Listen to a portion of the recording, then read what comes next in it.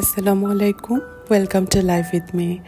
আরও একটা ছোট্ট ব্লগ নিয়ে হাজির হয়েছে আপনাদের সামনে। ঘর থেকে বের হলেই প্রচণ্ড খরতাপ জানান দিচ্ছে যে এখন ভাদ্র মাস।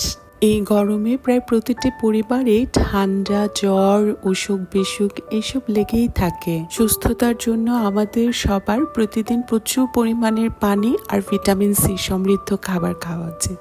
ব্যস্ততম দিনগুলোতে আসলে ঘর থেকে না বের হলে হয় না, তাই স্কুল ছুটির পর প্রয়োজনীয় কিছু কেনাকাটা সেরে সাথে কিছু স্ন্যাক্স নিয়ে বাসায় চলে এলাম। সকালবেলা ফেসবুকে একটা নিউজ দেখে মনটা খুব বেশি খারাপ। পেন্সিল গ্রুপের ফাউন্ডার সুসাইড করেছে। তাকে আসলে আমি পার্সোনালি চিনি না, বাট গ্রুপের লেখাগুলো পড়ে অনেক ভালো লাগতো। আমার শুধু মনে হয় একটা মানুষ কোন পজিশনে গেলে এমন একটা ডিসিশন নিতে বাধ্য হয় যাকে দেখে সবাই মোটিভেটেড হয়, সে হয়তোবা নিজের জীবনে বেঁচে থাকার মোটিভেশনই হারিয়ে ফেলে। সবসময় দেখা যায় আমরা আমাদের ফিজিক্যাল হেলথকেই বেশি প্রায়োরিটি দিই, বাট মেন্টাল হেলথ একটা বড় ইস্যু। ফিজিক্যাল হেলথের পাশাপাশি আমাদের মেন্টাল হেলথেরও অনেক কেয়ার করা দরকার। আমাদের যাদের বাচ্চা আছে, বিয়ের অনেকগুলো বছর আমরা পার করেছি, আমাদের মাঝে দেখা যায় এই ডিপ্রেশনটা অনেক বেশি আর র্যান্ডম কাজ করে।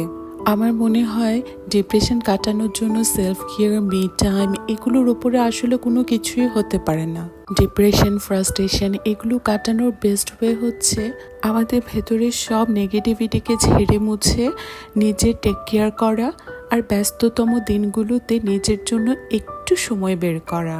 আর মোস্ট ইম্পর্টেন্টলি নিজের ফ্যামিলির সাথে মন প্রাণ খুলে কথা বলা, কারণ আপনার মনের অবস্থা আপনার পরিবার ছাড়া আর কেউই ভালো বুঝবে না।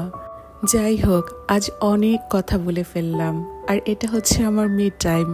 সব কিছু বাজার গুছিয়ে সন্ধ্যাবেলা চিপস হাতে নিয়ে একটা মুভি দেখতে বসে গেছি। মুভি দেখা শেষ করে রাতে ডিনার নিয়ে বসলাম। ডিনারে ছিল হাঁসের মাংস, চিংড়ি মাছ দিয়ে পুঁই শাক আর সালাদ। আর সবসময় ট্রাই করবেন আর্লি বেডে যাওয়ার। প্রপার স্লিপ আমাদের মেন্টাল হেলথের জন্য অনেক জরুরি। সবাই ভালো থাকবেন। আল্লাহ হাফেজ।